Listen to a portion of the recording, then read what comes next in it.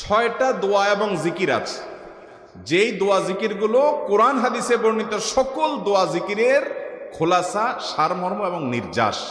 এই ছয়টাকে যদি কোনো মুসলমান নিয়মিত আঁকড়ে ধরে, তাহলে কোরআন এবং হাদিসের যত দোয়া এবং জিকির আছে কেমন যেন তার নির্যাসটা নিয়মিত সে আমল করলো। বলবো সেগুলা। এই ছয়টা দোয়া এবং জিকিরের মধ্যে সর্বপ্রথম হলো নবী করিম সাল্লাল্লাহু আলাইহি সাল্লামের প্রতি দুরূদ প্রেরণ করা। নবীজি সাল্লাল্লাহু আলাইহি সাল্লামের প্রতি দুরূদ প্রেরণ করার আমল এরকম আমল, আপনি যদি সারা দিনে শুধুমাত্র নবীজির প্রতি দুরূদ প্রেরণ করার আমলটাই জিকির হিসাবে সবচেয়ে বেশি করেন, দোয়া হিসাবে যদি এটাই আপনি সারাদিন করতে থাকেন, তো আপনার জন্য যথেষ্ট হবে, আল্লাহর কাছে আর কিছু না চাইলেও চলবে। দুরূদ মানে হলো নবীজির জন্য দোয়া করা। ভাই, আল্লাহ তার হাবিবকে রহম করবেন, আপনার আমার দোয়ার দিকে আল্লাহর তাকানোর কোনো ঠেকা আছে? নবীজি কি আমাদের দোয়ার কোনো মুখাপেক্ষী? কিন্তু আমরা তার জন্য দোয়া করলে ওই চান্সে আল্লাহ তাআলা আমাদের প্রতি অনুগ্রহ করবেন। একবার না, আপনি নবীজির প্রতি একবার রহমতের দোয়া করবেন, একবার দুরূদ পাঠ করবেন।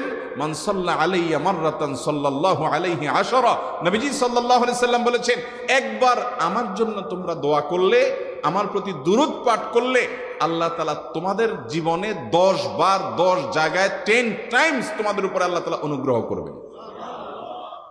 আপনি টেরও পাবেন না কত জায়গায় আল্লাহ অনুগ্রহ করেছেন। আল্লাহ বাঁচাই দিয়েছেন, একটুর জন্য শেষ হয়ে যান নাই। ওই যে দুরূদ পড়ছেন, আল্লাহ তাআলা রক্ষা করছে, আপনি খবরও নাই। আল্লাহ তাআলা আপনার প্রতি বিশাল একটা দান করছে, আপনি লক্ষ্য করেন নাই। ওই যে দুরূদ পড়ছেন একবার, 10 বার রহমত হবে। এভাবে যত দুরূদ পড়বে সে তত রহমত এবং অনুগ্রহ পাবে। বেশি করে পাঠ করবো তো ইনশাআল্লাহ। সবচেয়ে শ্রেষ্ঠ দুরূদ, সবচেয়ে উত্তম দুরূদ হলো দুরূদ ইব্রাহিম, যেটা নামাজে পড়েন। আর সবচেয়ে সংক্ষিপ্ত দুরূদ হলো সাল্লাল্লাহু আলাইহি ওয়াসাল্লাম। এছাড়া নবীজির প্রতি দোয়ামূলক যে কোনো দুরূদই আল্লাহর কাছে গ্রহণযোগ্য হতে পারে, যদি দুরূদের অর্থের মধ্যে, কথামালার মধ্যে খারাপ কিছু না থাকে। 6টা দোয়া হলো কোরআন হাদিসের শত শত সহস্র দোয়ার নির্যাস এবং খোলাসা। তার 1 নম্বর হলো দুরূদের আমল। করবো না বেশি বেশি ইনশাআল্লাহ। আমার জীবনে বহুবার এমন হয়েছে, বহুবার এমন এমন বিপদ যে দেয়ালে পিঠ থেকে গেছে, এখান থেকে উদ্ধারের কোনো পথ আর চোখের সামনে দেখা যাচ্ছে না।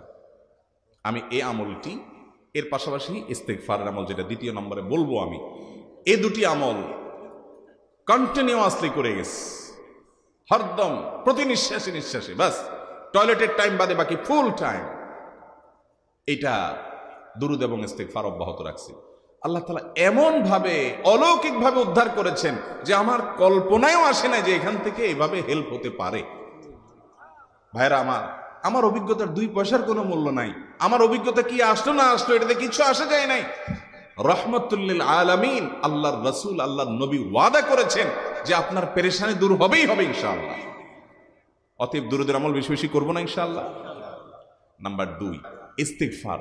এটাও বেশি বেশি করতে হবে, কারণ ইস্তেগফার সম্পর্কে কোন কোন হাদিসের ভাষ্যের মধ্যে মান লাজিমাল ইস্তেগফার ভাষ্য এসেছে, অর্থাৎ যে ব্যক্তি ইস্তেগফারকে আঁকড়ে ধরবে, এটাকে কন্টিনিউয়াসলি করবে, ইস্তেগফার কখনো ছাড়বে না, সবসময় তার মধ্যে ইস্তেগফার অব্যাহত থাকবে, ওই ব্যক্তিকে আল্লাহ রাব্বুল আলামিন বিভিন্ন পেরেশানি থেকে সারপ্রাইজড হওয়ার মতো এমন এমন পথ বের করে দিবে যে সে চিন্তাও করে নাই। তার পেরেশানি থেকে মুক্তির পথ আল্লাহ তাআলা দেখায় দিবেন। ইস্তেগফার কিভাবে করবেন ভাই? ইস্তেগফার এমন